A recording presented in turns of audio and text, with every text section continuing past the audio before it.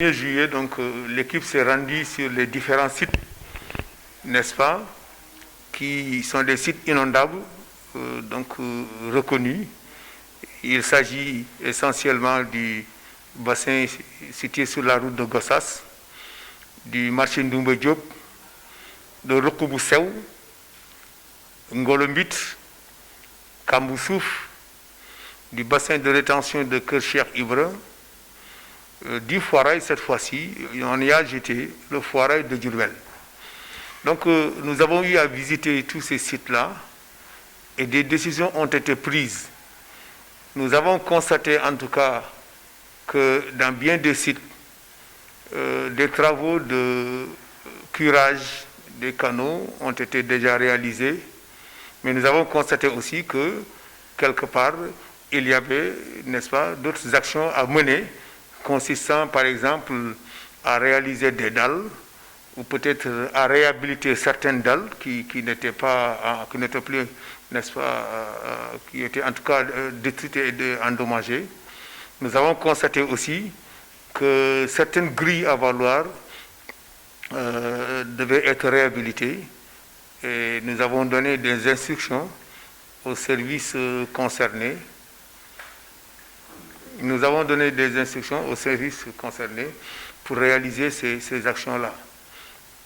Nous avons constaté aussi que sur certains sites, par exemple où l'ONAS intervenait, ou bien peut-être où les sapeurs-pompiers devaient intervenir lorsque des motopompes devaient être utilisées, nous avons donc constaté que pour que le travail puisse se faire correctement et que l'évacuation des eaux puisse se réaliser sans grands emballages, nous avons constaté qu'il était nécessaire de faire une demande de descente électrique.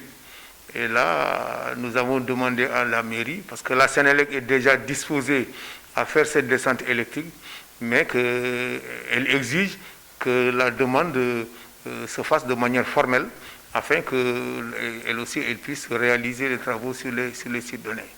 Donc il faut dire que déjà sur ce plan-là, il y a un grand espoir, étant donné que la Sénélec est disposée à le faire, mais il reste maintenant à la commune de faire la demande, disons, formelle de descente de cette courbe électrique. Nous avons aussi constaté au niveau de Kamboussouf que la digue quand même était en train de s'affaisser. Et puisque donc c'est un danger permanent, il faut le reconnaître. Et certainement, vous avez eu écho du cas de noyade de cet enfant-là, il y a une année, je crois. Et donc nous avons dit qu'il fallait donc protéger cette digue-là.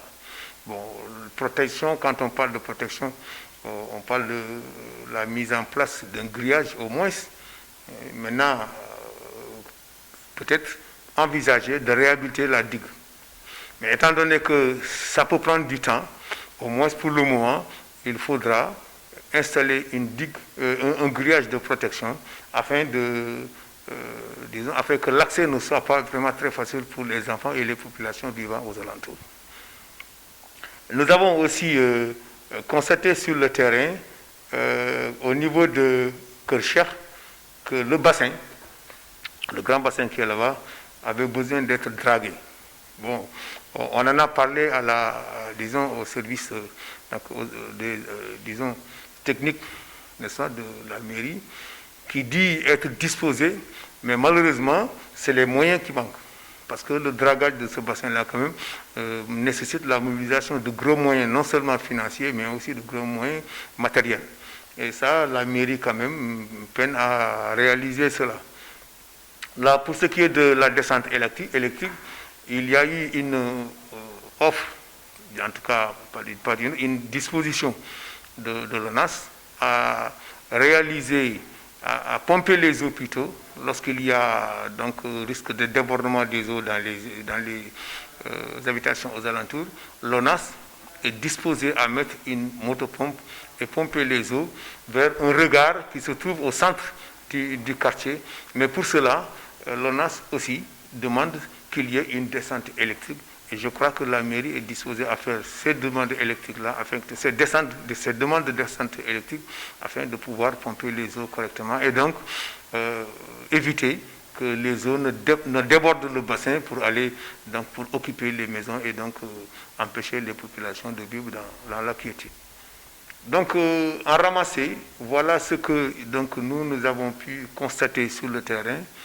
Et puisque nous étions avec tous les services que la question intéresse, il nous est donné, donc on en a profité pour donner des instructions. J'ai là sous le regard, n'est-ce pas, le procès-verbal même de cette visite, avec les actions, n'est-ce pas, que nous avons menées ce jour-là, mais certainement les actions à réaliser, et certainement avec on a aussi précisé le service qui est responsable de la réalisation de ces actions-là. Nous allons donc envoyer ce procès-verbal à qui de droit, afin que véritablement les actions puissent être menées pour éviter que voilà, il y ait des inondations au niveau de Diourbel. Maintenant, on a demandé aussi, ça aussi c'est nécessaire pour tous les sites. Alors, il y a des canaux qui ne sont pas fermés. Là, nous avons demandé à ce que la mairie procède à la fermeture de ces canaux-là, à ciel ouvert. De réparer et de positionner des motopompes, parce que justement, les sapeurs-pompiers disent n'avoir pas assez de motopompes.